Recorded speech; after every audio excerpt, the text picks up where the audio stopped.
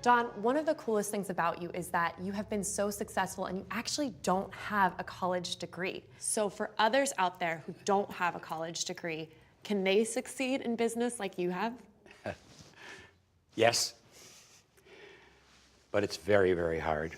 There are a lot of reasons why young people today aren't getting a college degree, and they may be onto something. Did you know that Mark Zuckerberg, Bill Gates, Steve Jobs don't have college degrees? Here's something you might not know either. A survey conducted by CNBC and SurveyMonkey found that the majority of small business owners don't have a college degree. So why is that? What is it that makes them exceptional, these people? Well, I want to take you through what's needed and understand this. There's no simple path. There's no easy way to be successful, whether you have a college degree or not. It takes doing things that others can't or won't do.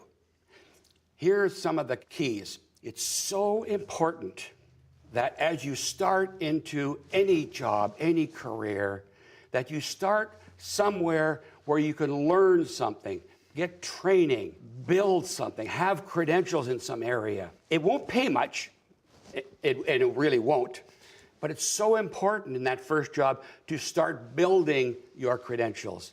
If you just take any job just because it pays more or because you need a job, you're going to run into a problem, because when you want to go back out into the workforce and apply for that better job, you won't have any credentials. You'll be at the bottom of the list. So the first job is really important. I just can't emphasize that enough. Okay, now let's go to the harder parts. You're in a job, work harder than anybody else. When I was a young man, I was literally 17 years old, and I was working. I was at an insurance company branch. I had a mentor there who one day said to me, Donnie, I was called Donnie back then, no one can tell how smart you are when they look at you, but they sure as heck can see how hard you work. If you work harder than anybody else, you'll have time to have the smarts come out. Man, that was great advice. And it's one I give to other young people, any person going into the workforce. Second bit of advice, make you more important to your employer than they are to you. You want options in life. You want to grow. You need to work harder, of course, but you need to be exceptional. You need to stand out. The employer values you and wants to keep you around, will give you more options because you are more valuable to them than they are to you.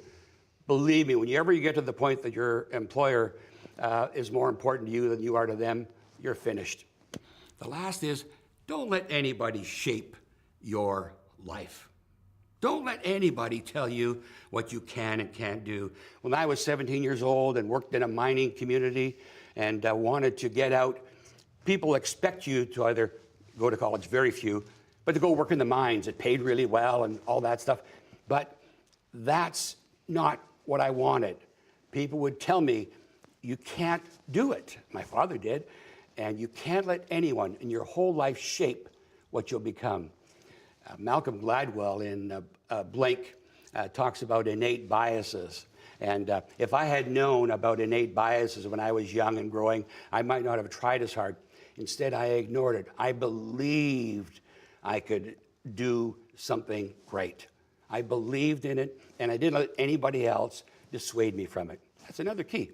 So, can you succeed without a college degree? You bet, but it's really hard.